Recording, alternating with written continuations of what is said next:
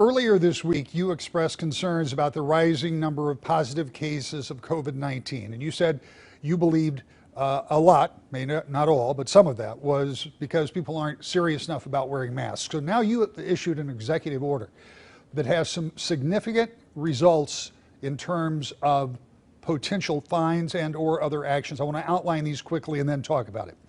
Anyone over 5 years old going into a public building has to wear a mask unless they have a medical condition.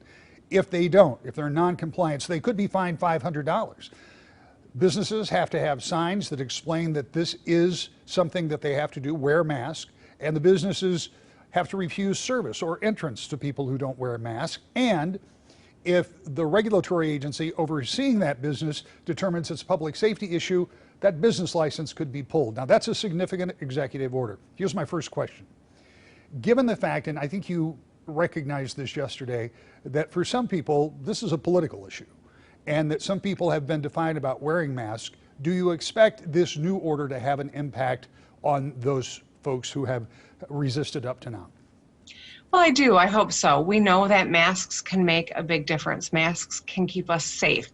Right now, we're seeing our numbers. There's an uptick in our numbers statewide. The Grand Rapids area, that region, has an even bigger increase than others. And so we're taking this very seriously. We know that while we might not be unanimous in every action that's had to be taken over the last few months, I think we're unanimous in that none of us wants to go backward.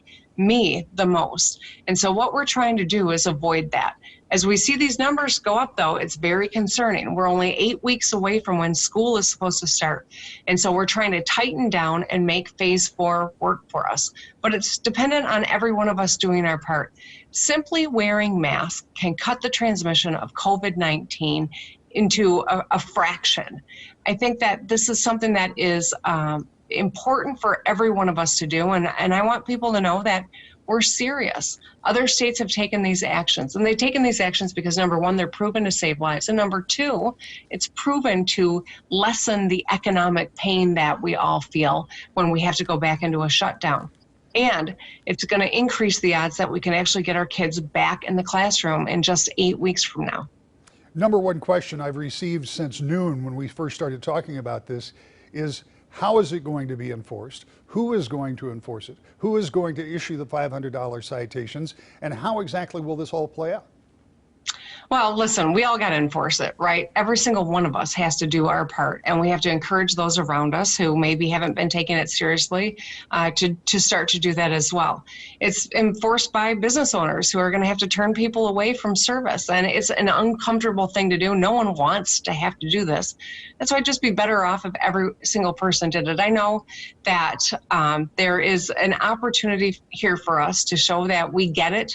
We've been through this before. We pushed our curve down back when we were in the dire straits that you look at Florida and Texas and Arizona and California, and right now we've been through that.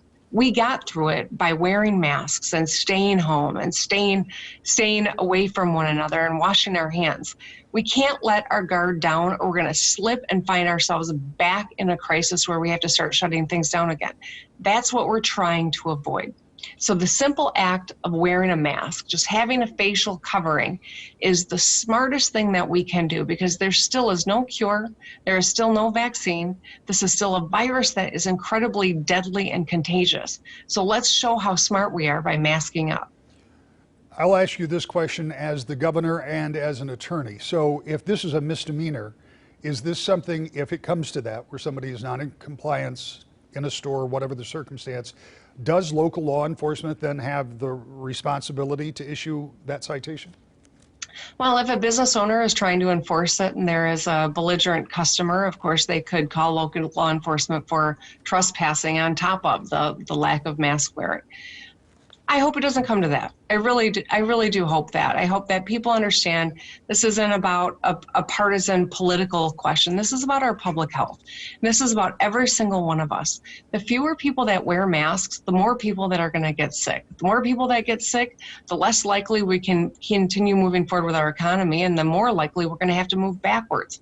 That means it's less likely our kids will be in school. And that's why it's so important that every single one of us does this, that we take the politics out. You know, I acknowledge that Mike Pence has been wearing a mask, and Dick Cheney posted something with one, and Mitt Romney. I think it's important for us to acknowledge this is not about politics. This is about public health, epidemiology, and about strengthening our economy and keeping each other safe.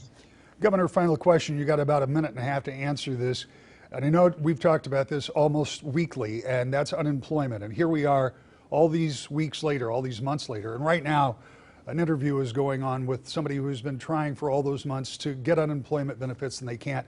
How far are we along in that process, and how confident are you that all of the claims can be dealt with? Well, by July 3rd, we had gotten to every single person who had applied before May 1st. It was long, it was hard, and I know people were frustrated. I was frustrated too. But we got to every single person. At this point in time, we've gotten to over 97% of the claims.